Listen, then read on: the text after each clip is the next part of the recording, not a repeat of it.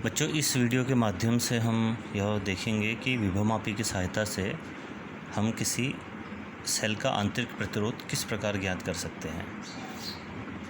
विभवमापी का सिद्धांत हम पढ़ चुके हैं।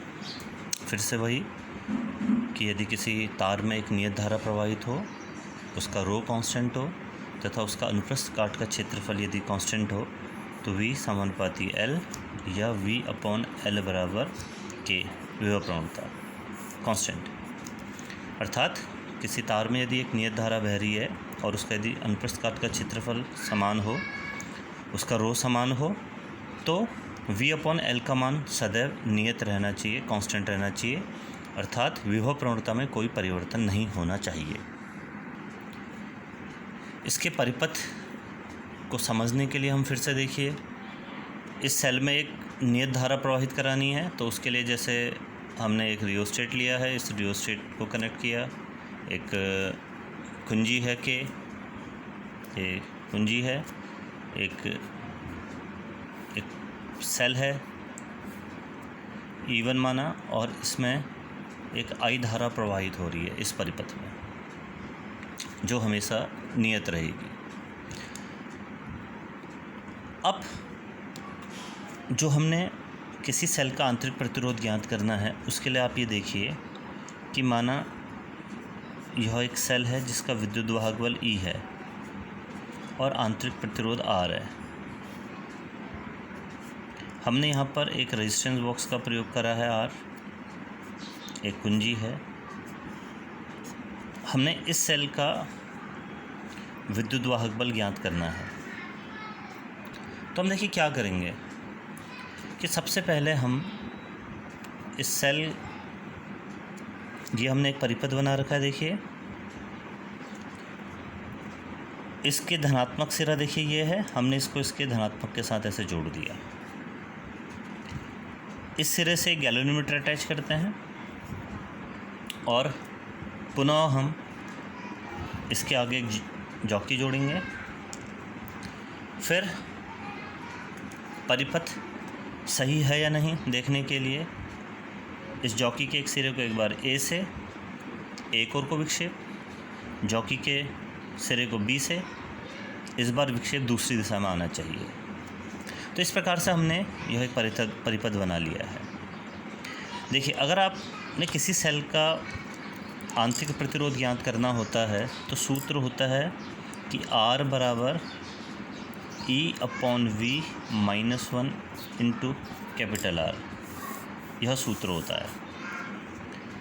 अगर आप किसी वोल्टमीटर की सहायता से किसी सेल का आंतरिक प्रतिरोध ज्ञात करते तो पहला हम यहाँ पर एक वोल्टमीटर जोड़ते, एक आदर्श वोल्टमीटर।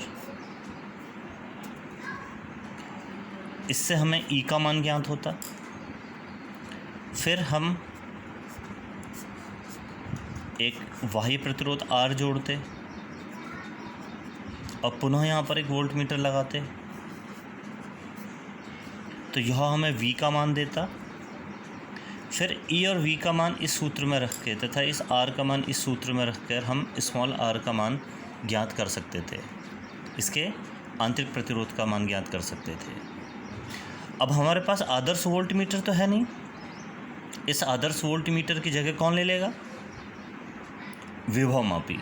तो हमने इसी परिपथ को यहाँ पर सोचना है। तो देखिए क्या है, हमने सबसे पहले इस गैल्वेनोमीटर से जो कुंजी जुड़ी हुई है उसको हमने इस तार पे टच करा के देखा कि हमें नल पॉइंट कहाँ पर मिला।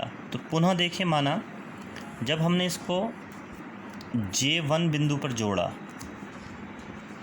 और यह लंबाई L1 थी तो हमें नल पॉइंट मिला, गैल्वेनोमीटर में कोई विक्षेप नहीं था।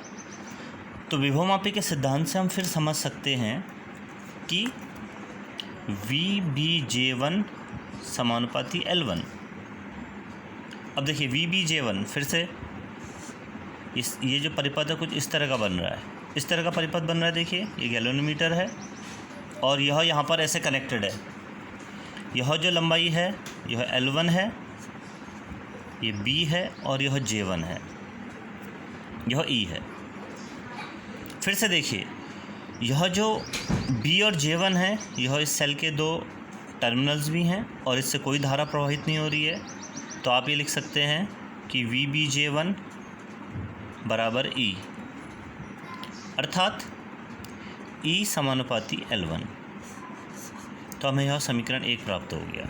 देखिए, ये वाला चित्र हमारा यहाँ बन गया है। अब हमने इस वाले को देखना है, तो इस वाले को देखने के लिए हम क्या करेंगे कि इस K कुंजी को यहाँ पर जोड़ देंगे। तो K कुंजी को यहाँ पर देखिए, तो ये परिपथ हमारा बन गया है। और पुनः जो हमारी जॉकी है उसको हम शिफ्ट करेंगे और इस बार माना अब जो नल पॉइंट है वो यहाँ पर आ गया है और यह J2 है और यह लंबाई L2 है माना।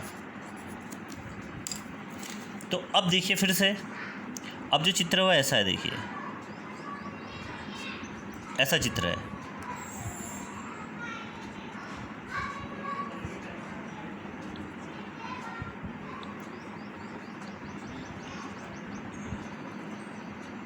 और गैल्वेनोमीटर से विक्षेप 0 है। तो इस बार अगर आप देखेंगे तो VBJ2 जो है वह टर्मिनल विभवांतर है और इस R जो प्रतिरोध है इसके अक्रॉस अगर विभवांतर V है तो VBJ2 का मान जो है वह V के बराबर होगा। और विभवमापी के सिद्धांत से यह जो लंबाई थी तार की वह L2 थी, तो आप यह लिखेंगे कि VBJ2 समानुपाती L2 अर्थात V समानुपाती L2। तो यह हमारा समीकरण 2 हो गया। अब देखिए, समीकरण 1 और समीकरण 2 को यदि हम भागा देंगे 1 डिवाइडेड बाई 2, तो हमें क्या प्राप्त होगा। देखिए कि E/V का जो मान है वह L1/L2 के बराबर है। अब देखिए E/V का मान L1/L2 के बराबर है। अगर आप इस वाले सूत्र में यह मान रखेंगे कि R बराबर E/V -1 इंटू कैपिटल R, तो आपको प्राप्त होगा कि R बराबर L1/L2 -1 into capital R। L1 L2 आपने माप लिए हैं। R का मान आपको पता है, यह एक रेजिस्टेंस बॉक्स से ज्ञात प्रतिरोध होता है, तो R का मान आपको प्राप्त है। तो यहाँ पर ये सारे के सारे मान रखकर आपको स्मॉल r का मान प्राप्त हो जाएगा। तो इस प्रकार विभवमापी की सहायता से आप किसी सेल का आंतरिक प्रतिरोध ज्ञात कर सकते हैं। देखिए, जो हमारा पहला परिपथ है वो इसके इक्विवेलेंट है, यह जो दूसरा परिपथ है वह इसके इक्विवेलेंट है। आपने क्या किया है कि इस वोल्टमीटर की जगह ये विभवमापी रख दी है। और ऐसा करके फ़ायदा क्या होता है, देखिए एक आदर्श वोल्टमीटर जो है उसका प्रतिरोध अनंत होता है, और आपको हमने प्रारंभ में ही बताया है कि एक विभवमापी एक आदर्श वोल्टमीटर की तरह कार्य करता है। तो इसका मतलब यह जो आप मान ज्ञात कर रहे हैं E का, V का या ये सारे के सारे मान रख के R का, यह एकदम शुद्ध मान होगा क्योंकि ये एक आदर्श वोल्टमीटर की तरह कार्य कर रहा है। फिर जो हमारे प्रिकॉशंस हैं वो बिल्कुल पहले प्रयोग की तरह ही हैं। इसका धनात्मक और ये धनात्मक एक सिरे पर होने चाहिए और इस E1 का मान इस E के मान से अधिक होना चाहिए। तो इस प्रकार इस सिंपल से प्रैक्टिकल को आप करके किसी भी सेल के आंतरिक प्रतिरोध का मान ज्ञात कर सकते हैं।